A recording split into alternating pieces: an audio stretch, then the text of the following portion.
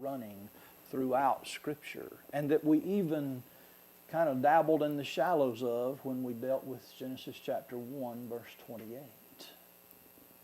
You know, that kind of excludes same-sex unions, does it not?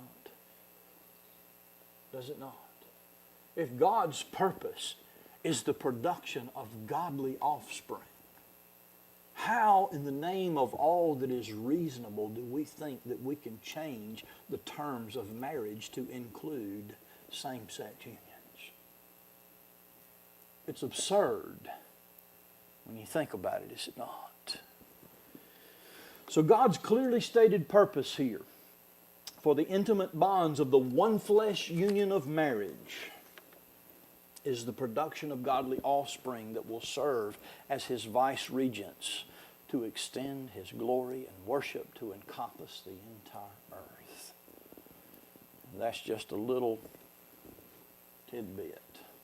That's some bait there as we begin to look at this in more detail over the coming weeks. But in addition to this profound union, we're dealing now with our text in Genesis 2. In addition to this profound union, in addition to this exclusive unity that exists between a man and a wife, I believe that there is a perfection of integrity that is often overlooked here. And when I say often overlooked, it would shock you how many commentaries that you pick up that don't say anything about the 25th verse of the second chapter of Genesis. I'm talking about nothing. What does the verse say? And the man and his wife were both naked and were not ashamed. I'm going to do this with discretion, but you need to hear what I'm saying. The man and his wife were both naked and were not ashamed.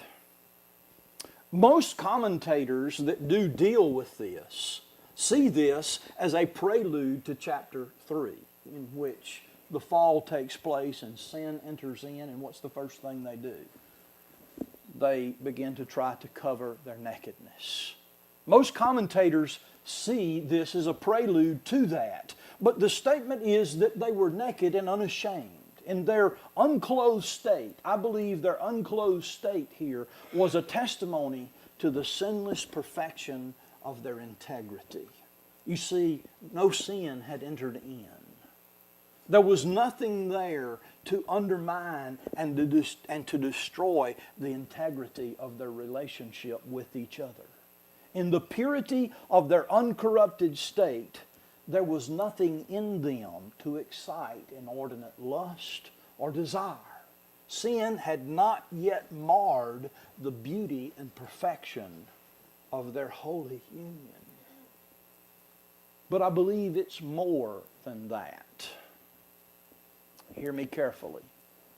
I believe that this statement, and the man and his wife were both naked and not ashamed, is a testimony to the perfection of their union. It is a testimony to the perfection of their union.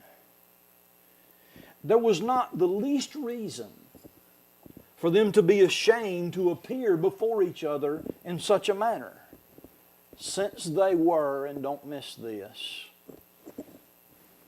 one flesh. You see, it would be incomprehensible that there would be a problem with that if they are so unified and so intimate in the bonds of their marriage that they're one flesh. So perfect, I believe, was this Edenic marriage union, and so thoroughly were they one flesh that there was not even the hint of shame in their unclothed bodies.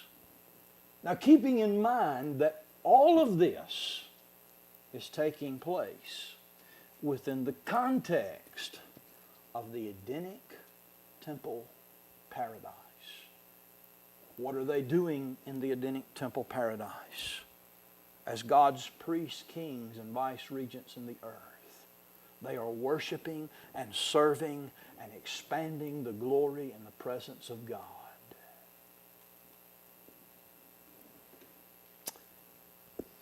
There was not the hint of shame in their nakedness.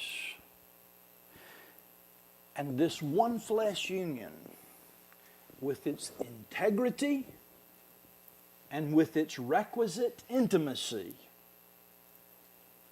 was a part of, number one, their obedience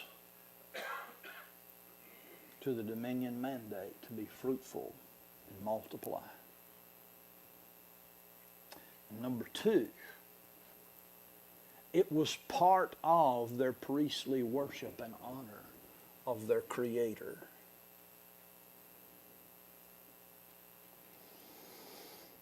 The writer of Hebrews states it thus: let marriage be held in honor among all, and let the marriage bed be undefiled. But God will judge the sexually immoral and adulterous. What does he say? What does he say? In marriage, there is great honor in the union between a man and a woman that exists in obedience to God's dominion mandate to produce a godly offspring in the earth. There is an honor that exists in that causes that to be untouched and undefiled when we are living in obedience to the commands of our Creator. But those who choose to violate the sanctity and the honor of that by sexual immorality and adulterous relationships, God will judge.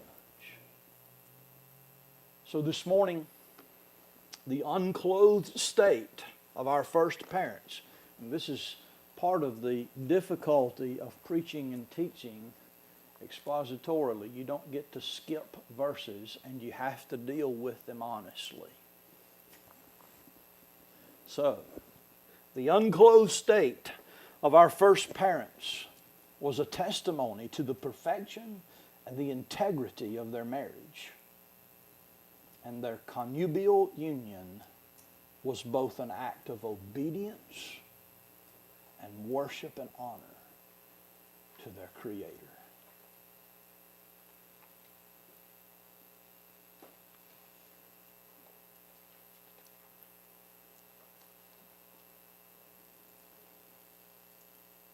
In summation, we have seen in these texts a profound unity.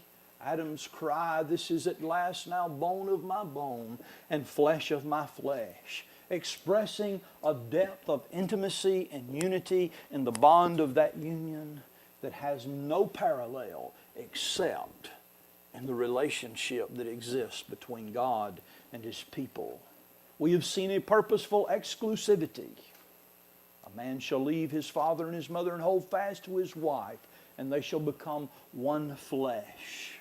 And the purpose of that one flesh and the purpose of the exclusivity of that union is that we may produce a godly offspring to subdue and have dominion in the earth. And we have seen a perfection of integrity. And the man and his wife were both naked and not ashamed. May God bless His word to our hearts. Thank you for your attention.